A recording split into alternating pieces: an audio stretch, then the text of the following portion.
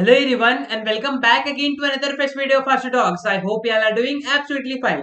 तो गाइस अगर आप टीसीएस जून एनक्यूटी का एग्जाम देने वाले हो तो ये वीडियो आपके लिए बहुत ही ज्यादा हेल्पफुल होने वाला है। जो एक इंपॉर्टेंट पॉइंट्स है जो आपको जानना जरूरी है वो सभी चीजें मैं आपको आज की इस वीडियो में बताने वाला हूँ। तो ये पार्ट 2 है। पार्ट 1 ऑलरेडी लॉन्च किया है जिसमें मैंने आपको बताया कि किस तरह से टीसीएस एनक्यूटी का एग्जाम आपको लिखना है। सभी चीजें मैंने आपको बताई है किस तरह से लॉग इन करना है और भी बहुत सारी डिटेल्स है। आपने आईआरसी डीआरसी नहीं दिया है उससे रिलेटेड भी आपको डिटेल्स उस पर्टिकुलर वीडियो में देखने मिल जाएंगी। उसकी लिंक मैं आपको आई बटन डिस्क्रिप्शन दोनों में प्रोवाइड कर दूंगा। तो वो वीडियो को जरूर से जरूर देखें। ठीक है, अभी पार्ट 2 आप देख लेते हैं। यहाँ पे मैं आपको डिस्कस करने वाला हूँ mistakes to avoid during exam. दोस्तों अगर आप ऑनलाइन एग्जाम देने वाले हो तो यहाँ पे बहुत सारी मिस्टेक्स है जो कि आपको अवॉइड करनी चाहिए ताकि आपको कोई भी प्रॉब्लम ना हो रिजल्ट के टाइम या तो हायरिंग के टाइम। ठीक है, तो ये कौन सी मिस्टेक्स होने वाली है, साथ साथ इंपॉर्टेंट टिप्स भी मैं आपको प्रोवाइड करने वाला हूँ, साथ साथ नेगेटिव मार्किंग के बारे में भी हम बात करने वाले हैं। ठीक है, सभी चीजें मैं आपको बताने वाला हूँ। उससे पहले अगर आप मेरे चैनल पे न्यू हो तो हमारा टेलीग्राम चैनल ज्वाइन कर सकते हो। दोस्तों ये हमारा ऑफिशियल टेलीग्राम चैनल है, इसको आप ज्वाइन कर सकते हो। साथ साथ हमने टीसीएस जून एनक्यूटी के लिए एक स्पेशल चैनल बनाया है, डिस्कशन ग्रुप बनाया है जहां पे मैं आपके रेगुलरली डाउट्स क्लियर करते रहता हूँ। ठीक है, तो आप ये भी हमारा ज्वाइन कर सकते हो, साथ साथ चैनल को भी सब्सक्राइब कर सकते हो, बहुत सपोर्ट मिलता है मुझे। ठीक है, अब आ जाते हैं हमारे मेन टॉपिक पर। सबसे पहले मैं आपको बता देता हूँ नेगेटिव मार्किंग के बारे में। ठीक है, नेगेटिव मार्किंग की बात की जाए तो टीसीएस जून एनक्यूटी में कोई भी नेगेटिव मार्किंग नहीं है। तो मेरा सजेशन आप सभी को यही है कि आपको जितने भी क्वेश्चंस मिलते हैं आपको पूरे क्वेश्चन सॉल्व करने चाहिए। ठीक है, अब इसका रीजन मैं बता दूं, जब नेगेटिव मार्किंग है तो आपको कोई प्रॉब्लम नहीं है। अगर आप रॉन्ग आंसर भी चूज करते हो तो भी आपको कोई प्रॉब्लम नहीं होता है। लेकिन जैसे कि आप सभी को पता है क्वेश्चंस के 4 ऑप्शन होते हैं, मतलब हर ऑप्शन के 25% चांसेस होते हैं कि वो सही हो। ठीक है, अगर आपको आंसर नहीं आ रहा है उसका तो आप वो आंसर कोई भी अपने मन से आंसर मार्क कर सकते हो और हो सकता है कि अगर वो सही निकल जाए तो आपका बेनिफिट है। लेकिन अगर आप मार्क नहीं करते हो उसको तो आपको प्रॉब्लम हो सकता है। हो सकता है कि आपको जो लग रहा हो वो आंसर है लेकिन आपने मार्क नहीं किया। ठीक है, तो इसलिए नेगेटिव मार्किंग नहीं है। तो मेरा सजेशन यही है कि आप पूरे क्वेश्चंस को टिक करके आइए। कोई भी अगर आपको आंसर नहीं आता है उसका तो भी आप उसको मार्क करके आइए। उसमें से आप 4 ऑप्शंस में से कोई भी एक ऑप्शन चूज कर सकते हो। ठीक है, ये हो गया नेगेटिव मार्किंग वाली बात। और एक आपको बात बता दूं, जैसे कि आपने डीआरसी दिया होगा, वहां पे आपको पता है कि जो डीआरसी का जो एग्जाम होता है, मतलब टीचर जून का जो भी एग्जाम होने वाला है वहां पे आपको पर्टिकुलर क्वेश्चन के लिए टाइमिंग दिया जाने वाला है। ठीक है, आपको हर क्वेश्चन के लिए टाइमिंग दिया जाने वाला है। ओके, तो आपको टाइमिंग दिया जाने वाला है, इसका मतलब आपको एक क्वेश्चन पर्टिकुलर टाइमिंग में सॉल्व करना है। ठीक है, तो आपको जल्दी से जल्दी सॉल्व करना होगा। ठीक है, अगर आपका टाइम खत्म होने वाला है, ठीक है, एक पर्टिकुलर क्वेश्चन को सपोज 1 मिनट दिया गया है, ठीक है, और 1 मिनट में आपका क्वेश्चन सॉल्व नहीं हो रहा है। ठीक है, तो आपको क्या करना है, अगर आपके पास 5 सेकंड 10 सेकंड बहुत कम टाइम बचा है और आपका आंसर अभी तक के नहीं आया, तो आपको जो आंसर लग रहा है वो आपको मार्क कर देना है और आगे के क्वेश्चन पे बढ़ना है। आपको टाइम वेस्ट नहीं करना है। अगर आपका टाइम खत्म हो जाएगा उस पर्टिकुलर क्वेश्चन का तो वो अपने आप क्वेश्चन स्किप हो जाएगा, आप आंसर भी मार्क नहीं कर पाओगे, मतलब वो एक क्वेश्चन वेस्ट हो जाएगा आपका। ठीक है, तो ये चीज आपको ध्यान में रखनी है। सेकंड आ जाता है mistakes to avoid during exam. तो मैं आपको एक चीज बता दूं, मिस्टेक्स आपको नहीं करनी है एग्जाम के टाइम में क्योंकि बहुत प्रॉब्लमैटिक हो सकता है। लास्ट टाइम जो मे इंक्यूटी हुई थी वहां पे बहुत लोगों का जो रिजल्ट था वो विथहेल्ड कर दिया गया था। अब विथहेल्ड मतलब क्या होता है, आपका जो रिजल्ट है वो रिलीज ही नहीं होता है। क्यों होता है वो, क्योंकि आप मिस्टेक्स करते हो। जो गाइडलाइंस होती है टीसीएस एग्जाम की वो आप फॉलो नहीं करते हो। तो आपको सभी गाइडलाइंस फॉलो करनी है। मैं आपको बताता हूँ एक एक चीजें कि आपको क्या क्या चीजें नहीं करनी है, अवॉइड करनी है, ताकि आपको कोई भी प्रॉब्लम ना हो रिजल्ट के टाइम।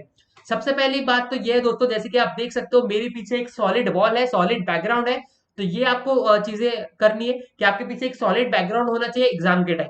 और जैसे कि आप मुझे देख सकते हो मेरा जो अभी फेस है वो क्लियरली विजिबल है आप सभी के सामने। तो आपका भी फेस ऐसा क्लियरली विजिबल होना चाहिए। आपके बैकग्राउंड में लाइट नहीं होना चाहिए, आपके फ्रंट में लाइट होना चाहिए। ठीक है, मतलब लैपटॉप के पीछे लाइट होना चाहिए ताकि आपका फेस क्लियरली विजिबल हो। ये चीज हो गई। और आप जैसे कि देख सकते हो सॉलिड बैकग्राउंड है, प्लेन बैकग्राउंड है, यहाँ पे कोई भी फोटो नहीं है, कुछ भी नहीं है। ठीक है, अगर आप फोटो रखते हो, जैसे कोई फोटो फ्रेम है या किसी की भी फोटो है, कुछ भी है, तो प्रॉब्लम हो सकता है। दो फेसेस अगर डिटेक्ट हो गए तो आपका जो स्कोर है वो विथहेल्ड कर दिया जाएगा और आपका जो रिजल्ट है वो लॉन्च नहीं होगा, रिजल्ट रिलीज नहीं होगा। ठीक है, ये चीज हो सकती है। और साथ साथ अगर आप ओपन स्पेस में एग्जाम दे रहे हो, मतलब जैसे आपके पीछे बैकग्राउंड नहीं है, ऐसा सॉलिड बैकग्राउंड नहीं है, वॉल नहीं है, तो हो सकता है कि आपके पीछे से कोई जा रहा हो, मतलब आपके फैमिली मेंबर हो या कोई भी हो, तो इसके वजह से भी प्रॉब्लम हो सकता है। ठीक है, ये एक चीटिंग कंसिडर की जाती है, माल प्रैक्टिसेस कंसिडर की जाती है। तो इसलिए मैं आपको सजेस्ट कर रहा हूं कि आपको एक सॉलिड बैकग्राउंड के सामने बैठना है। जैसे कि आप देख सकते हो मेरे पीछे दोनों साइड वॉल है और मेरे फेस पे क्लियरली लाइट आ रहा है। तो ये चीज आपको ध्यान में रखनी है।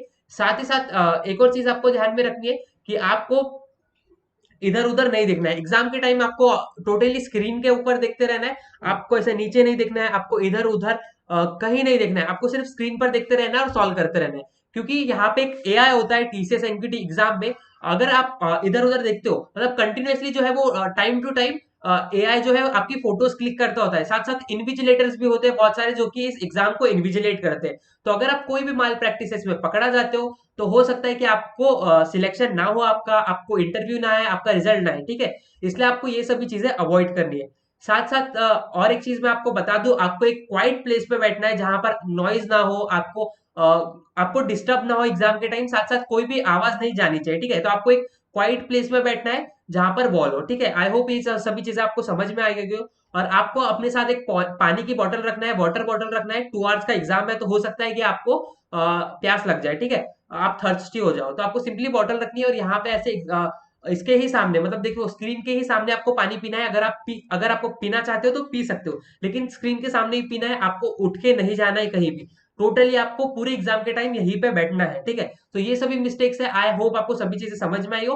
और रफ वर्क की बात कर ली जाए, बहुत लोगों को ये डाउट था पेन एंड पेंसिल यूज कर सकते, पेन एंड पेपर यूज कर सकते हैं कि नहीं। तो मेरा दोस्तों सजेशन यही है कि आप मत कीजिए, क्योंकि पेन एंड पेपर यूज करने के लिए भी आप ऐसे नीचे झुक के ही यूज करने वाले हो ना, तो हो सकता है उस टाइम पे एआई आपकी फोटो क्लिक कर ले और आपको माल प्रैक्टिसेस के लिए कॉट कर लिया जाए, आपका रिजल्ट लॉन्च ना हो, ठीक है। इसलिए यहाँ पे आपको स्क्रीन पर कैलकुलेटर मिल जाता है तो आप कैलकुलेटर यूज कर सकते हो, और वहां पे एक रफ वर्क के लिए भी स्पेस मिलती है तो वहां पे आप कर सकते हो, ठीक है। लेकिन अगर आप पेन एंड पेपर यूज नहीं करोगे तो ये बेटर होगा, ठीक है। तो ये चीज आपको ध्यान में रखनी है।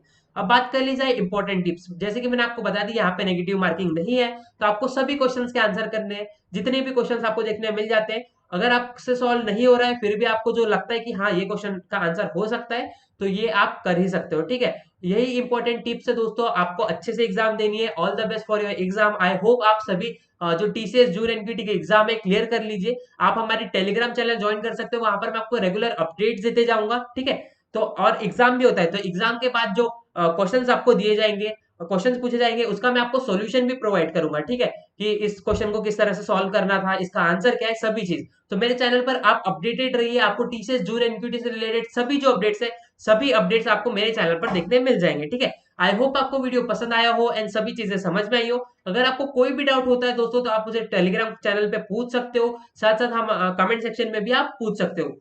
तो I hope this video is helpful for you, so you can subscribe to my YouTube channel and also join our Telegram channel for regular updates, and you can join also our Telegram group. Okay, here we discuss about every topic, so you can join both the channel and our group, so that will be helpful for you. Okay, so यहाँ पे आपको link देखने मिल जाती है और यहाँ पे आपको यूजर नेम और पासवर्ड देखने मिल जाता है, जिससे आप एग्जाम के लिए लॉग इन कर सकते हो, ठीक है। सभी चीजें समझ में आई हो तो इस वीडियो को प्लीज लाइक कर दीजिए। आई होप आपके लिए ये वीडियो बहुत ज्यादा यूजफुल हो। Thank you.